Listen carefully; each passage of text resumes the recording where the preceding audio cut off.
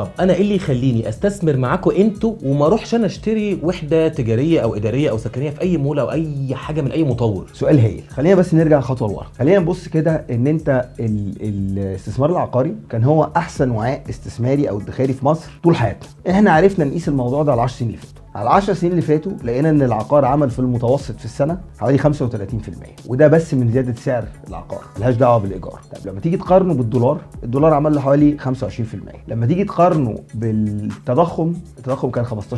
يعني العقار عمل اكتر من ضعف التضخم. تعال نبص، طب هل ده حاجه موجوده في مصر بس ولا في العالم؟ في العالم جي بي مورجان طلع ريسيرش بيتكلم على الاستثمار العقاري العالمي في ال 12 سنه اللي فاتوا، لقوا ان العقار في المتوسط في السنه عمل له حوالي 14% في السنه. من ال 14% دي 70% جايه من زياده السعر، 30% بس جايه من عائد الايجار. ال 14% في السنه ده كان قدامه التضخم كان كام في السنه؟ 4% في السنه في المتوسط. يعني العقار بره عمل حوالي 3 اضعاف التضخم في ال 12 سنه اللي فاتوا. تعال بقى نبص على مصر. احنا عارفين ان العقار هو احسن استثمار موجود في مصر، ما فيهاش كلام، ودينا قلنا بالارقام وبينا ان ده احسن استثمار موجود. طيب الناس في مصر بتستثمر ازاي؟ الناس في مصر بعد ما بتشتري البيت بتاعها او بيتها وبيت الساحل، بتشتري محل او بتشتري مكتب او بتشتري شقه او بتشتري فيلا، تستثمر فيها، تستنى لغايه لما سعرها يغلى، ولو محتاجه فلوس بتبيعها، لو مش محتاجه فلوس في ذهن المستثمر ان انا، او حتى معظم الناس ما بتاجرش، عشان بتشتري كورن شال، فمش عايز بقى تقعد تشطب وتتكلف